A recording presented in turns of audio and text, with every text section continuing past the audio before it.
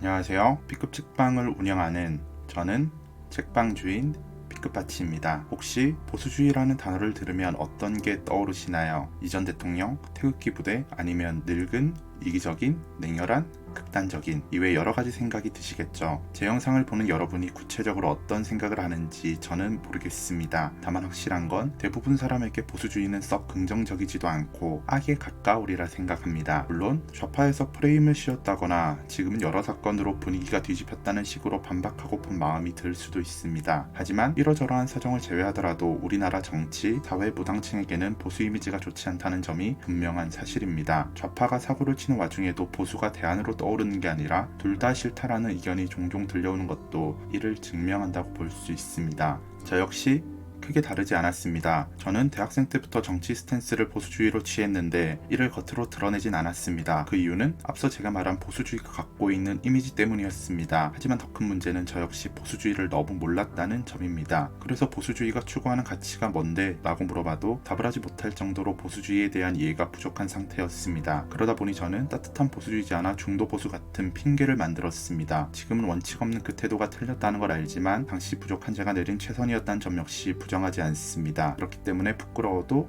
당당하게 말할 수 있습니다. 그렇다면 제가 따뜻한 보수주의자나 중도 보수가 틀렸다는 걸 알게 된 계기는 무엇일까요? 오늘은 제 정치관인 보수주의를 재정립시켜준 책을 소개하려고 합니다. 미국 보수주의의 거두이며 미국 상원의원 출신이자 공화당 대통령 후보였던 베리 골드워터가 쓴 책 보수주의자의 양심입니다. 국내에서 출판된 책은 이렇게 생겼습니다.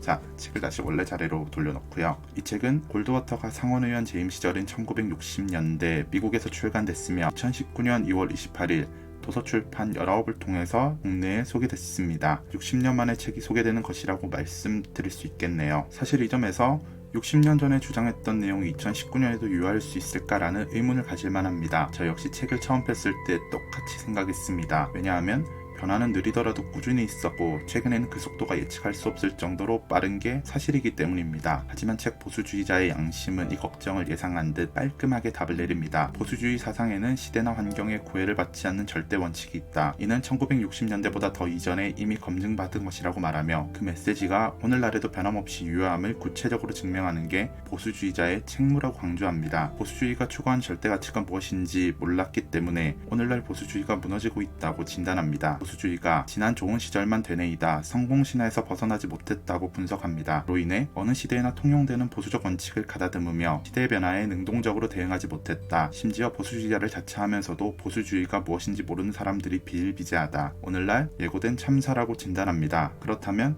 보수주의자의 양심이 말하는 그 절대적인 원칙은 무엇일까요? 책은 이 질문에 자유라고 답합니다. 여기에는 자유가 인간 본성에 부합한다는 전제가 깔려 있습니다. 이 전제를 바탕으로 세 가지 근거를 댑니다. 첫 번째, 모든 사람은 각각 독특한 창조물이다. 그렇기 때문에 사람들 사이 본질적인 차이를 인정하고 서로 다른 잠재력을 준비하는 철학이 본성에 부합하다. 특히 사람을 획일적인 다수의 일부분으로 간주하게 되면 그를 궁극적인 노예 상태로 몰아넣기 때문에 문제라고 지적합니다. 두 번째, 보수주의는 인간 본성의 경제적, 정신적 측면이 나눌 수 없이 뒤섞여 있다는 점을 알고 있다. 정치적으로 노예가 되면 경제적으로 자유로울 수 없으며 그 반대로 경제적 자유를 내려놓으면 정치적 자유는 환상이라고 지적합니다. 마지막으로 보수주의는 사람 발전이 외부 힘에 좌우될 수 없다는 점을 알고 있습니다. 사람은 자기 발전에 책임을 지며 그를 위한 선택은 자신이 해야 하는 선택이라고 밝힙니다. 이는 동시에 더 큰 힘에 의존하지 않음을 말한다고 볼 수 있습니다. 앞서 말한 세 가지를 종합해서 결론을 내리면 자유를 절대 가치로 상정하는 보수주의는 한 개인을 다른 사람들의 이용거리로 간주하지 않으며 개별적 존재로서 신성함이나 정체성이 무시되는 집합의 한 부분으로 보지 않습니다. 보수주의자와 그들이 갖고 있는 양심은 개별적 인간의 존엄성을 떨어뜨리려는 사람에 의해 상처받기 마련이며 그렇기 때문에 개인의 자유를 확대하기 위해서 개인의 자유를 저해하는 이들과 맞서 싸웁니다. 그 대상이 공포로 통치하는 독재자여도 마찬가지며 겉으로 점잖은 척하는 집단주의자여도 마찬가지입니다. 단지 그들은 개인의 자유를 침해한다는 이유가 있으면 맞서 싸우는 것입니다. 이어지는 2장부터 10장까지는 이 보수주의 사상을 적용한 사례를 보여줍니다. 책 목차 차에서 몇 가지 예를 들면 사장 시민권에서는 정부가 개인이 해야 할 일을 대신하려는 행정부 역할을 수행하는 것에 개인의 정치적 자유를 깎아먹는 행동이라고 비판하며 개인 역시 스스로 할 수 있는 일에 대해서는 의존하지 말 것을 주문합니다. 고장 교육에 관한 단상에서는 평범함을 기준으로 하는 교육은 독특한 창조물로 상정된 개인과 그들이 갖고 있는 서로 다른 잠재력을 무시하는 것이라고 비판하는 방식인 것입니다. 개인적으로 오늘 책 보수주의자의 양심을 통해서 여러 고민거리가 생겼습니다. 이론인 책 내용을